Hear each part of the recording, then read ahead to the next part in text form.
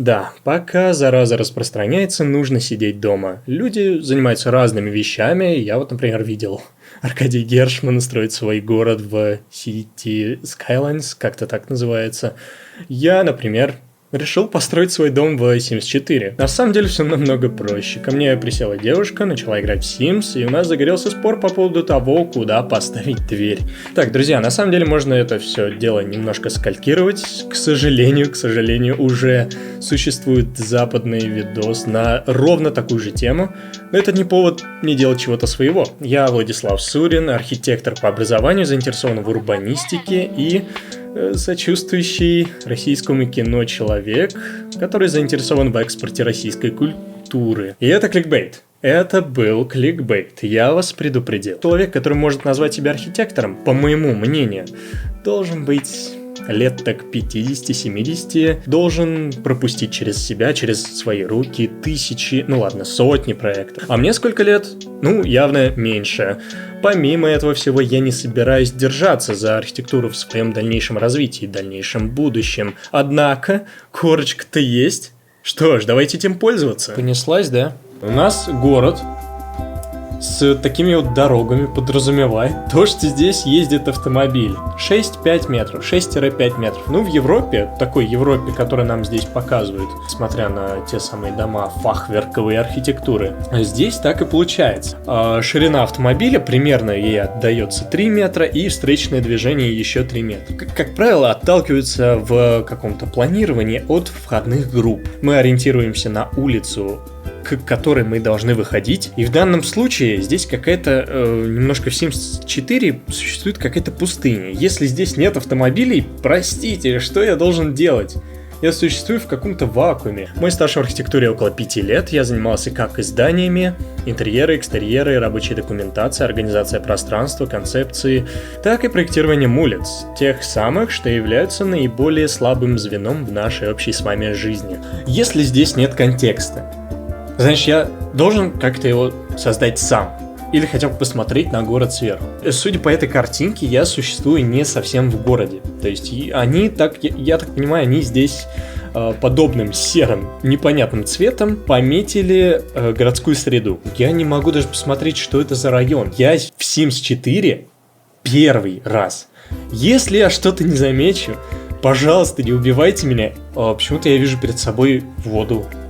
Этой воды нету там, вот когда я перемещаюсь на более крупный масштаб, я этой воды не вижу. То есть эта дорога существует между моей строительной площадкой и водой. Да, как там в режим строительства перейти? Высота потолков у нас довольно большая, я поставил, значит, это около 4 метров. Мы существуем в каком-то лесу. Как бы я на такой местности жил? Что мне больше всего в этом нравится? Это то, когда ты приходишь на место, видишь контекст, вбираешь в себя множество информации и начинаешь ей как-то распоряжаться. Прописываешь сценарий взаимодействия одного и другого, как люди поведут себя там, по каким путям они пойдут и так далее. Скажу сразу, дом хочется сделать большой, с таким усадебным намеком. То, чего нам в последнее время так не хватает в России. Идеальным он не получится, ни при каком случае. Да. День. И тень. Кстати, у нас падает тень. Юг у нас находится, где-то вот с той стороны. В ту сторону у нас будут выходить спальни, какие-то непарадные помещения. А гостиные уже, скажем, будут выходить больше к дороге. Вообще-то очень даже удачно получилось. Гараж со стороны дороги, внутренний двор. Хотя вот здесь бы, конечно, хотелось какую-нибудь маленькую будочку. Для чего мне это? Просто немножко сделать пространство приватным. Я знаю, что я могу это сделать забором, но мы с вами цивилизованные люди, заборов вообще в принципе нигде не должно быть. Во дворе у меня будет стоять семейное дерево, не знаю, откуда я это взял. Вот я делаю подвал. Он у меня отнимает деньги, но подвал этот не делает. Слева направо он у меня отнимает 60 баксов, справа налево он у меня отнимает... Что происходит? Чтобы место было на одну нормальную семью с излишком. 30% излишков. Почти все они будут находиться, мне кажется, в подвале. Я пока только пытаюсь понять механику игры. Очень долго, почему-то, рассчитывал на то, что здесь можно будет поставить нормальный ленточный фундамент. То есть заморачивался немного по строительной теме. И вот я понял, что этого здесь сделать нельзя. И все, конечно же, в 20 раз проще. А потом я еще час копался в игре и пытался сделать то, что мне нужно. можете наблюдать здесь мои бесконечные попытки поломать игру в свою пользу. Но нет. Если кто-то знает, как выбирать разные высоты у разных помещений, пожалуйста, сообщите мне. Конечно же, у меня долго ничего не получалось, и целый час я придумывал какие-то костыли. Я думал, я за сегодня построю дом. Я построил 4 стенки. 5 метров, 4 метра, 3 метра. Нет, здесь просто, низкий этаж, средний этаж и высокий. Но когда я пытался поднять и опустить эти, казалось бы, разные помещения, высоту этих разных помещений, он мне сразу поднимал или опускал высоту всех этих 3 помещений. Я разделил это по этажам. Гараж слева и справа, мастерская у меня сейчас в логике Sims 4 они у меня на 1 этаже. Главный основной дом у меня на 2 этаже. Проблемы. Я думал, я обхитрю эту игру. Разные высоты у разных помещений сделать нельзя. Понеслась. Ctrl-Z, Ctrl-Z, Ctrl-Z. Для чего я это хотел сделать? Вы понимаете, главный дом – это парадный 1 этаж. Это гостиная, ты принимаешь там гостей, большая кухня. Мастерская может быть маленькой, какой угодно. Там вообще может быть совершенно другая архитектура, но игра не позволяет тебе этого сделать. Где-то на этом моменте я уже окончательно подчинился и начал вести себя так, как от меня этого хочет игра в рамках ее механики. И даже вот последняя попытка назначить высотность не потолкам, а высотность нахождения помещения относительно земли тоже не увенчалась успехом. Эти пространства никак нельзя объединить. Мои силы уже начали приходить в упадок, можете взглянуть на мое выражение лица. В общем, я думаю, ничего страшного. Значит, такие правила мне установил якобы заказчик. Да я стараюсь. У меня до сих пор есть довольно обширный набор свобод, где я могу проявить свои какие-то умения в полной мере. Чтобы не лишить внутренний двор солнца, я решил оставить объем 2 этажа только с левой стороны дома. И здесь уже можно заметить, как разные правила и личные пожелания начинают сами оттесывать форму здания. В продолжении усадебных симметричных нот я начинаю делать планировку 1 этажа, отталкиваясь от входной группы посередине. Тамбур, холл, лестница на 2 этаж следом идут за ней и занимают центральную часть здания. В правом крыле я решил сделать кухню, гостевую комнату, плюс какие-то мокрые, холодные помещения, как, я бы сказал, буфер, отделяющий ее, то есть кухню, от гаража. В левом крыле достаточно одной большой уютной гостиной. Стало очень темно, вот нужно какие-то окна расставить, но зачем они вынуждают меня это делать? Окна же делаются после, а теперь я еще и выбираю их. Когда я начинаю выбирать что-то такое декоративное, меня начинает уносить довольно далеко. Без всякого сомнения есть и плюс, это выстраивает некую картину того, что должно в итоге получиться. Расположим лесенку наверх. На протяжении всех этих поисков, адекватной планировки, нормальных ширин коридоров и погоней за симметрией, я тут все по полчаса дергаю туда-сюда, сужаю, расширяю и обратно сужаю. Это поиск, так оно все и происходит.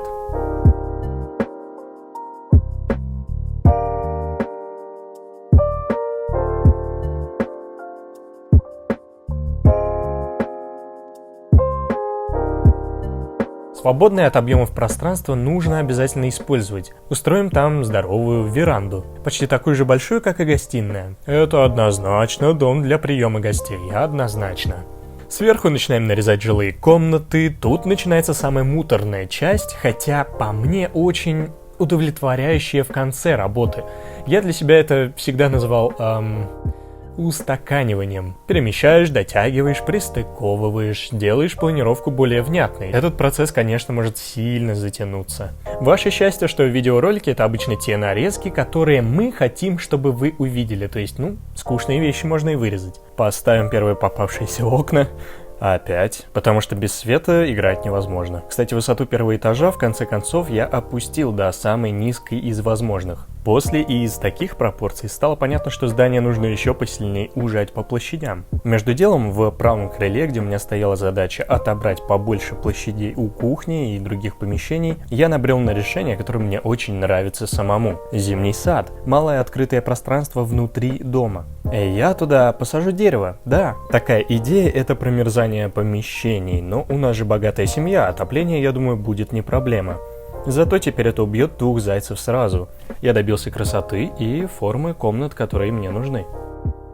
Бывает, все идет вроде бы по плану, однако ты утыкаешься в какой-то потолок своих задумок. Ты смотришь, что у тебя там мало места, тут мало места, ничего ни с чем не увязывается, и как бы ты ни старался, все равно это все имеет характер какой-то случайности. Ты продолжаешь в надежде за что-то уцепиться, но у тебя обязательно срывается что-то в другом месте, и да, в этот момент нужно остановиться и еще раз посмотреть на какие-то примеры. Кто-то бы сказал немножко вдохновиться. И мне достаточно было одного взгляда на дом, который стоит неподалеку от моей стройплощадки, чтобы открылось второе дыхание. Как я понимаю, нам дают не просто фахверк как элемент конструкции в этой игре, а как целый стиль Тюдоров. Стиль Тюдор представляет из себя смешение фахверка, кирпича, камня, наполнение узорами, витражи, башенки красивые, поздняя английская готика. Ну а в моем случае нео-нео-пост-мета-готика. Пока еще неизвестно, но вполне вероятно. Я понял, что для стиля европейской деревушки, который я выбрал, вполне приемлемо расширить площади и объемы верхних этажей, где они как бы нависают над первыми. Это сразу дает мне площади, необходимые для спален и коридора сверху. Я принимаюсь снова двигать стенки, и у меня новый полет фантазий. А чтобы наконец увидеть это чем-то целостным, можно сразу сделать крышу. Теперь это полноценный дом, который просто будет требовать множества исправлений. Заодно можно поиграть немного с пластикой фасада и не надеяться на то, что текстуры спасут все это дело. Учитывая, что текстуры меня здесь тоже разочаровали. Я не разобрался, как их двигать по поверхности предмета. Пришлось взять что-то более универсальное. Отделить первый этаж от второго они мне позволяют.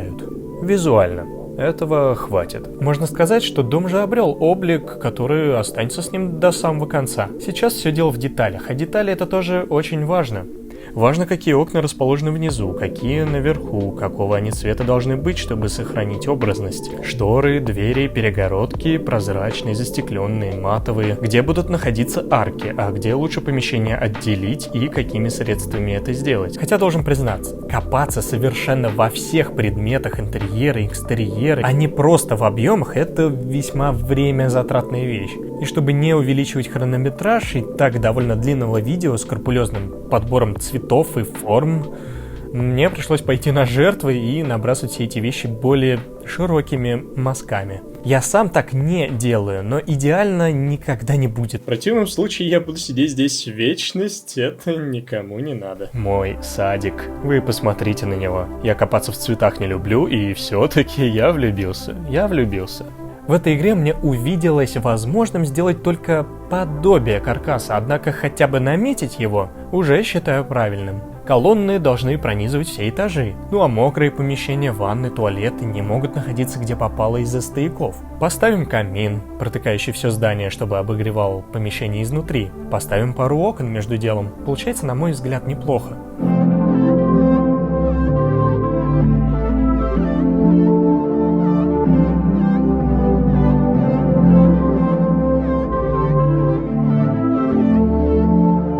Я очень рад, что дошел до освещения, правда выбор не такой большой. Увеличивая и уменьшая их, меняя цвета светильников, ничего не помогает. Я нашел несколько подходящих экземпляров для уличного освещения, а что до внутреннего убранства, почти ничего, кроме подходящей мне квадратной люстры, я не увидел. И тут я уже бросаюсь на интерьер и понимаю, что если не сейчас, то уже, наверное, через неделю. Красивая большая кухня, 2 плиты, 2 раковины, барная стойка. Обязательно большие витражи у семейного стола. А надо еще подумать, куда поставить телевизор. Пока мы здесь, можно и веранду сделать поинтересней. Так как здание внешне получается довольно темным, интерьеры я решил стараться высветлять, однако элементы конструктива, двери, окна я делаю очень контрастными. Увеличим игрушечные машинки. У меня давно руки чесались. Вот своей будочкой я тоже очень горжусь. Функционально я не мог определиться очень долго, для чего она мне нужна. Хотя вот бассейн мне точно нужен, поэтому буду отталкиваться от него. Придадим ей более легкую тектонику, если я вообще правильно использую это слово. Но сделаем ее примерно в похожем стиле. Очень красиво получилось сверху, удалось использовать простые ограждения. Сделаем козырек, заодно накроем велосипеды. Немного позаботимся о машинах и о маломобильных сразу.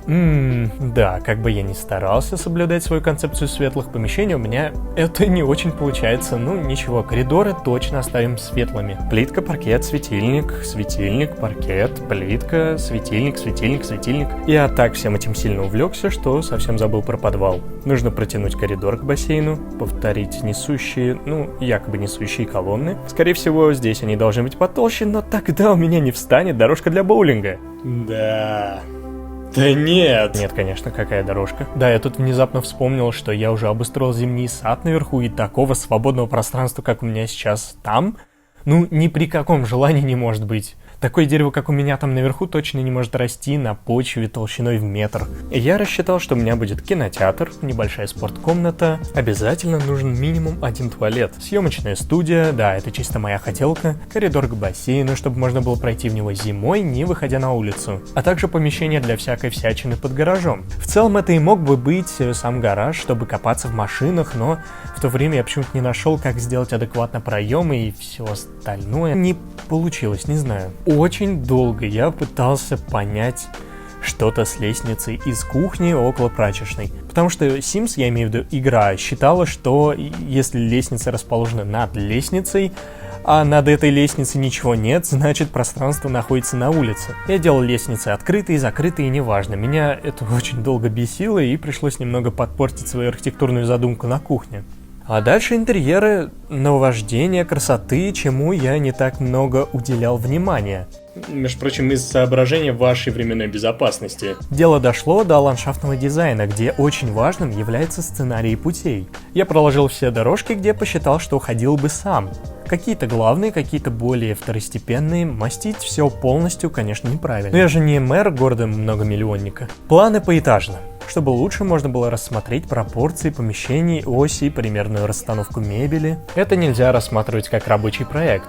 Здесь не ясно, что происходит с фундаментом. Толщины стен наружных и внутренних одинаковые, а это невозможно. А как идея, это имеет право на жизнь. Но даже в концепции необходимо учитывать какие-то базовые правила проектирования, а не городить невозможное. Расчертить сетку колонн так, чтобы здание не рухнуло. Понимать, что на чем держится, где конструкция несущая, а где просто перегородки. С организационной точки зрения нужно понимать, что вход у нас сразу в спальню быть не может. Что приятнее входить на свет, чем в тесный глухой распределительный коридор. Что людям было бы хорошо иметь туалет рядом с кухней, чтобы те могли помыть руки перед едой. Приятно ли им выходить оттуда сразу к обеденному столу, за которым сидит 5 человек. Множество маленьких вещей, нюансов, о которых нужно подумать. Когда наконец появилась семья, я тут исправил несколько моментов. Например, камин у меня почему-то дымил сразу в комнату. Я слышал, симы очень часто сгорают по таким причинам. Оказалось, я неправильно сделал трубу, и по логике игры ее обязательно нужно поставить на крышу, а не просто врезать в текстуры. После все стало нормально. Я был рад, что персонажи начали сами пользоваться вещами, которые я расставил. Играют, сидят, ходят там, где я и предполагал. Хотя нужно понимать, что это обманка. Настоящие люди могут повести себя по-другому.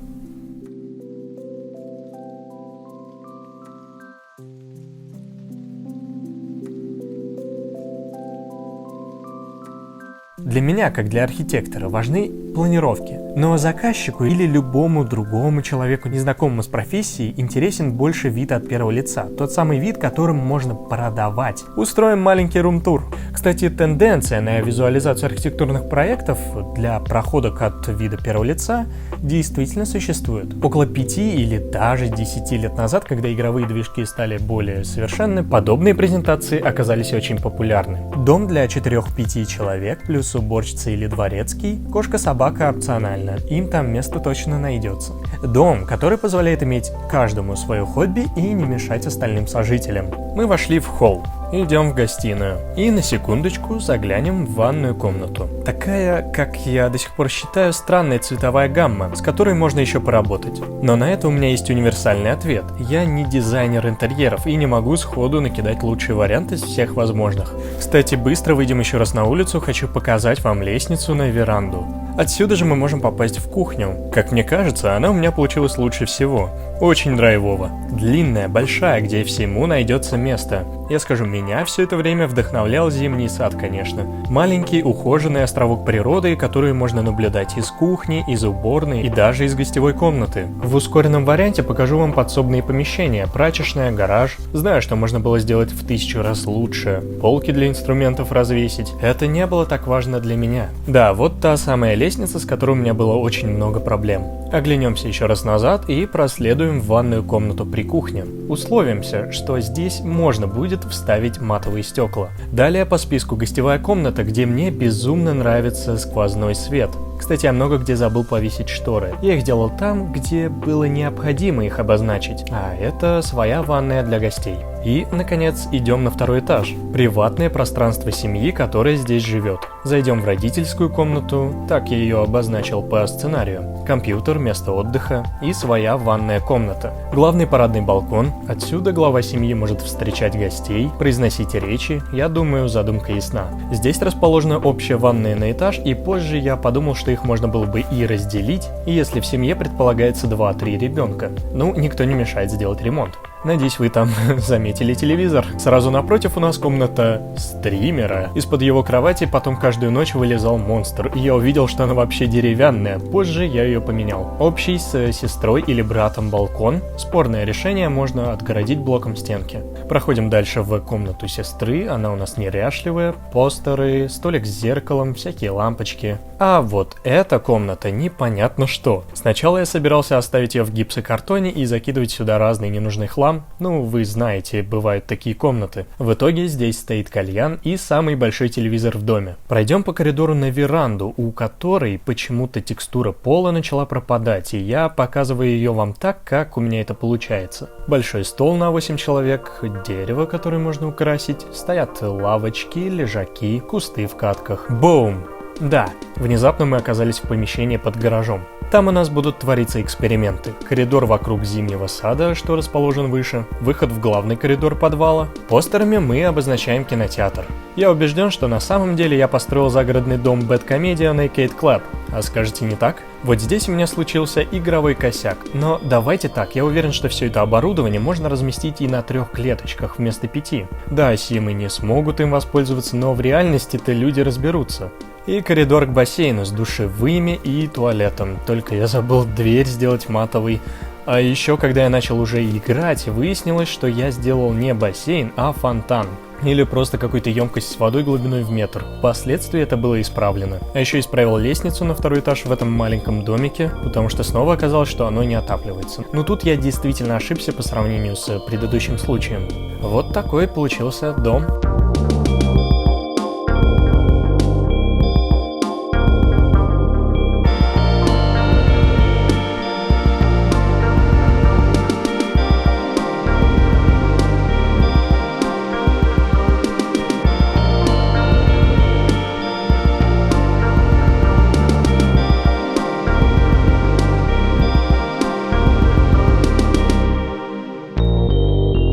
Спасибо, что посмотрели видео, ставьте лайки, дизлайки, а также пожелания напишите мне комментарии. Хотели бы вы еще чего-то такого карантинного на этом канале? Да, я благодарю тех ребят, которые поддерживают меня финансово, а также большое спасибо моим патронам, пусть YouTube знает своих героев. До следующего раза.